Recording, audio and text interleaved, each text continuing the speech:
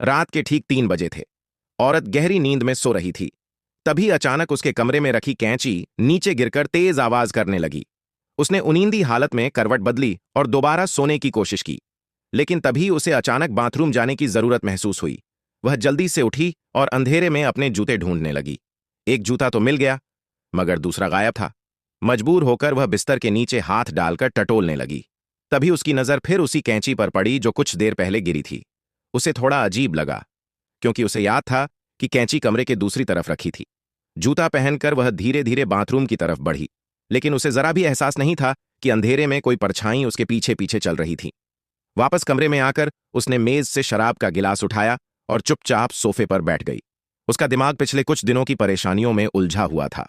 कुछ ही दिन पहले उसकी नौकरी चली गई थी। हालत इतनी खराब हो चुकी थी कि रोजमर्रा का खर्च चलाना भी मुश्किल हो गया था। तभी दरवाजे पर जोर की दस्तक हुई। मकान मालिक किराया लेने आया था। उसने कांपते हाथों से जेब में पड़े कुछ सिक्के और थोड़े पैसे निकालकर उसे देने की कोशिश की, लेकिन कम पैसे देखकर मकान मालिक का चेहरा बदल गया। वह हंसते हुए बोला कि अगर किराया नहीं दे सकती तो बदले में कोई और तरीका भी हो सकता है। इतना सुनते ही औरत का गुस्सा फूट पड़ा। उसने तुरंत उसे धक्का देकर घर से बाहर निकाल दिया और दरवाजा बंद कर लिया। दरवाजा बंद होते ही उसकी आंखों में आंसू आ गए। वह पूरी तरह टूट चुकी थी। तभी अचानक फिर से दरवाजे पर दस्तक हुई।